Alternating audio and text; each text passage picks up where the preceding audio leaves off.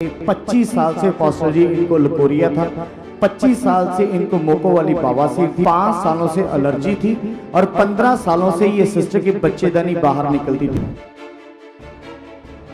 इतनी परेशान थी। दुष्ट आत्माएं रात को सोते समय इनके साथ गलत रिलेशन बनाती थी और जिसकी वजह से अपोस्टल जी दुष्ट आत्मा इनको नजर भी आती थी। 5-6 जने कमांदे सी, कोई बरकत नहीं सी पैंदी। सब बीमारियों में पैसा लग रहा था। हाँ जी बाबा जी, नक्श भी खाते सी, लिया के जल भी पींदे सी।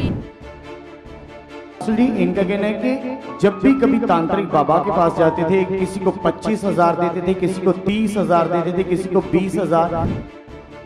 सोए हुए थे और अचानक एक स्वर्गदूत इनके सामने आया अपोस्टल जी। इनका कहना है कि इतना बड़ा स्वर्गदूत था कि मैं उसकी हाइट तक भी अगर बताऊं तो वो भी मेरी सोच से बाहर थी। स्वर्गदूत आया और उसने आकर मुझे बोला कि अगर तू जीवन चाहती है तो सुपारणा मिनिस्ट्री में चली जा। ऐसे तो मैं डायरेक्ट कहा स्वर्गदूत ने। जी बाबा। अपोस्टल जी, ये सिस्टर का नाम कुलविंदर कौर है, ये अमृतसर के वाघा बॉर्डर के रहने वाले हैं अपोस्टल जी। इनका कहना है कि अपोस्टल जी 2000 सन में अपोस्टल जी इनकी मैरिज हुई सिस्टर की। लेकिन अपोस्टल जी कुछ दिन तो सही रहे, लेकिन उसके बाद दुष्ट आत्माओं के अटैक इनकी ज़िंदगी में होने लगे, जिसके बाद अपोस्टल जी वहीं से इनकी ज़िंदगी में सिलसिला शुरू हुआ बीमारियों का।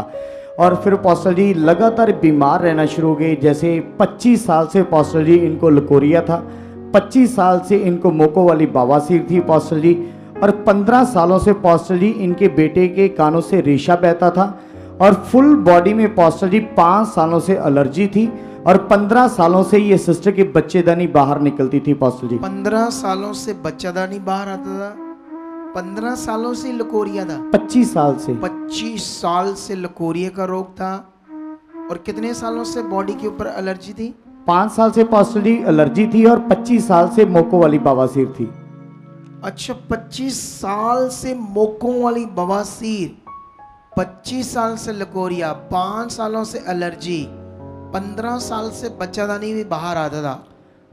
इतनी परेशान थी जी अपोस्टल जी। और घर में क्या चल रहा था? और अपोस्टल जी ऐसे इनके परिवार के मेंबरों में भी दुष्ट आत्माएं काम कर रही थी। इनके बेटे के 15 साल से कानों से रेशा बहता था। अच्छा, उसके कानों से रेशा बहता था। फिर और अपोस्टल जी 10 साल से इनके पेट के अंदर गोला घूमता था। किसके? इस सिस्टर के। हाँ, और साथ में अपोस्टल जी दुष्ट आत्माएं रात को सोते समय इनके साथ गलत रिलेशन बनाती थी और जिसकी वजह से अपोस्टल जी दुष्ट आत्मा इनको नजर भी आती थी, इनके ऊपर आकर खेलती भी थी। इतना ज्यादा ये परेशान थे अपोस्टल जी। इनका कहना है कि अपनी प्रॉब्लम को सही करने के लिए अलग अलग तांत्रिक बाबाओं के पास गए। बात कराओ। जय मसीह दी बाबा जी। जय मसीह की। जय मसीह दी मम्मा जी। जय मसीह सारी कलीसिया नू। तेरी बीमारियां सुनकर मैं थोड़ा सा ऐसे फील कर रहा हूँ कि इतना खतरनाक तेरा जीवन हो गया था। बुरा बड़ी बाबा जी, बहुत ज्यादा बाबा जी। तू कितनी दुखी रहती थी ऐसी बीमारियों से? बहुत ज्यादा बाबा जी, 5-6 जने सी कमांदे सी, कोई बरकत नहीं सी पैंदी सब बाबा जी। बीमारियों में पैसा लग रहा था। हाँ जी बाबा जी। मेरी बेटी भी कपड़े सींदी सी, वो भी सारे कर वट जाते, सारे कपड़े बीमारियों में पैसा। हाँ जी बाबा जी, 4-4 सूट करती थी इतने बाबा जी। सालों में आप इतनी बीमार रही, घर में बेटा, झगड़ा क्लेश भी बहुत था। हाँ जी बाबा जी। तो फिर तुम में से छूटने के लिए बहुत जगह पर गए।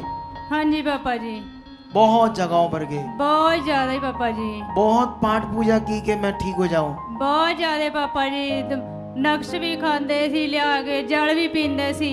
मेरी सासा मम्मा बहुत ज्यादा जाती मंदिर। नक्श, जल, धागे, तवीत, ऐसी चीज बाबाओं के। हाँ जी पापा जी। और कभी कभी धार्मिक स्थानों पर भी ये मटेरियल चीजें देते थे आपको। हाँ जी पापा जी। वहां से भी देते थे कुछ ना कुछ चीजें जी पापा कि जी। तुम्हारा ऐसे छुटकारा होगा। जी पापा जी। अच्छा, कुछ पॉइंट है? अपोस्टल जी इनका कहना है कि जब भी कभी तांत्रिक बाबा के पास जाते थे, किसी को 25,000 देते थे, किसी को 30,000 देते थे, किसी को 20,000। अच्छा, फिर?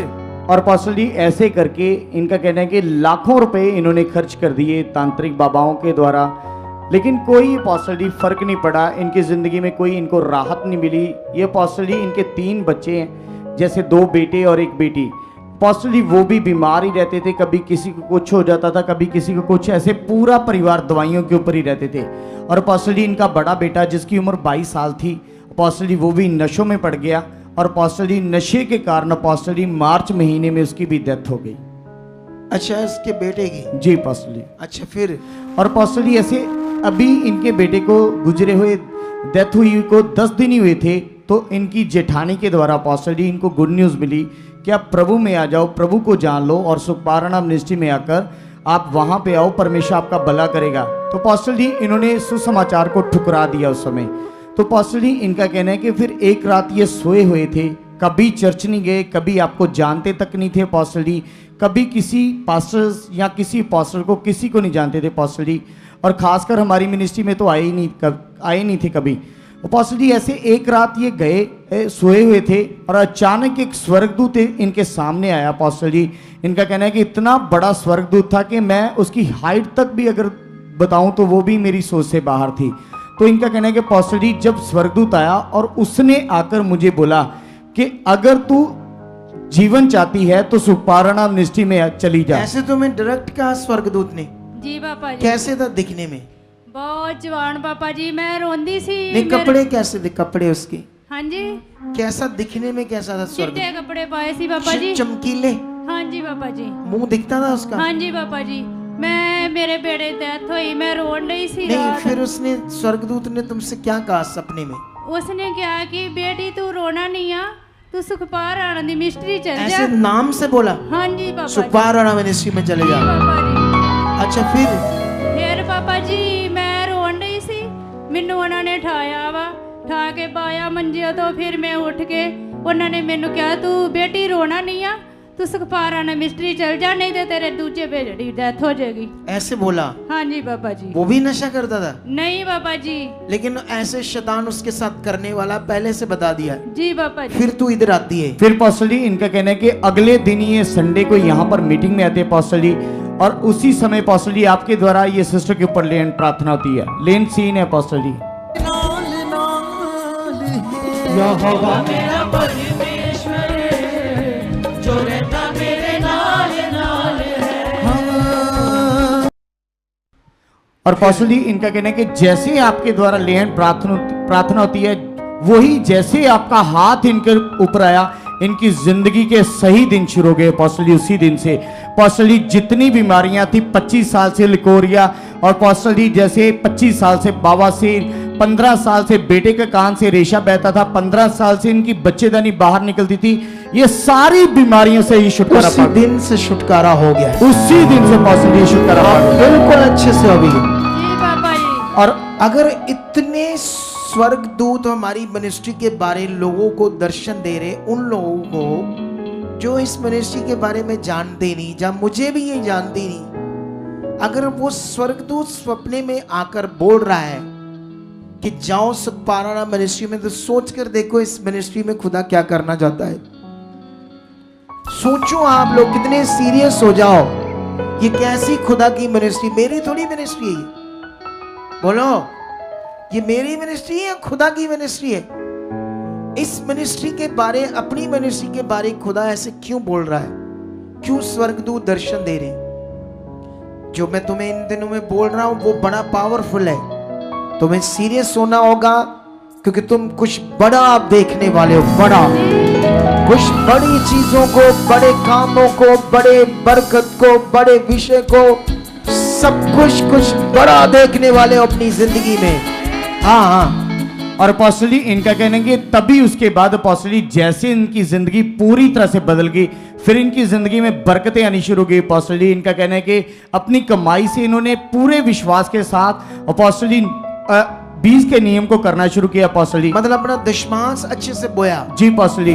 फिर उसके बाद पास्टर जी इनकी जिंदगी में इतनी बरकतें हैं कि ये सिस्टर किसी के घरों में काम करती हैं। 12,000 इनकी सैलरी थी, 20 बोने के बाद वो बढ़कर 16,000 हो गई। मतलब इसने 12,000 से भी 1200 बोया पूरा। जी पास्टर श्वास से बोया 1200। हाँ जी पापा जी और मेरे ना गुस्से हो गए, मैनू कहते कि ही तू छुट्टियां कर दी, तू चर्च चल जानी है। मैं कहा तुसी काम कराओ चाहे ना कराओ, मैं चर्च जाना। मैं कहा तुसी भला होर कोई रख लो। फिर पापा जी मैं इत्थे ऐतवार आई और अगले दिन मैनू आपे फोन कर लिया। फिर मैं विश्वास किया पापा गाड़ी आ गए। पापा जी मेरी सैलरी बढ़ चुकी है। पापा जी सैलरी भी बढ़ा दी। पापा जी उन्होंने 16,000 मेरी सैलरी कर दी। देख लो परमेश्वर की पावर। और पास्टर जी इनका कहना है कि इनका बेटा स्टडी पूरी कर चुका है, अभी +2 कंप्लीट कर चुका है, लेकिन ये पिछले 5 सालों से ट्राई कर रहे थे कि उसको स्कॉलरशिप मिले। अपोस्टल जी बहुत बार फॉर्म फिल किए, बहुत कुछ किया, लेकिन कोई भी रिजल्ट नहीं मिल रहा था। बच्चे की स्टडी भी कंप्लीट हो गई अपोस्टल जी, लेकिन जैसे ये 20 के नियम में खड़े रहे अपोस्टल जी, स्टडी कंप्लीट होने के बावजूद भी 40,000 उसके अकाउंट में आ गया। फिर भी जी अपोस्टल जी। अब आप लोग खड़े रहो, इन गवाहियों को पकड़ कर रखो, और तुम लोगों में चाहे आप 10,000 क्यों नहीं कमाते हो, तब भी आपने 20 के नियम को छोड़ना नहीं। ये ऐसा पावरफुल नियम है 20 का नियम। तुम 2 लाख कमाते हो, तुम्हारा 20,000 बनता महीने का बोना, विश्वास से बो, तुम्हें 50,000 बोने वाला बनाएगा।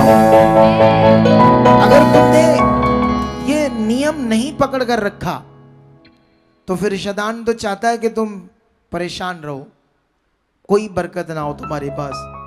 इतनी बड़ी गवाही है, तारीफ करो इस बड़ी गवाही के लिए। आप भी चाहते हो ऐसे कामों को अपने जीवन में, तो आप भी यहाँ आ सकते हो सुखपाल राणा मिनिस्ट्री में, ताकि आप भी अपनी आशीष छुटकारा पा सको, चंगाई पा सको। हमारे चर्च का पता है GT road Manawala, Delhi public school, new bypass, Tarn Taran road, Rajewal Chowk. आप अगर दूर से आ रहे हो या किसी दूसरी स्टेट से आ रहे हो तो आपको 2 या 3 दिन तक यहाँ चर्च में रुकना होगा, ताकि हम आपको वो बातें बता सकें जिससे आपका निश्चय छुटकारा होगा।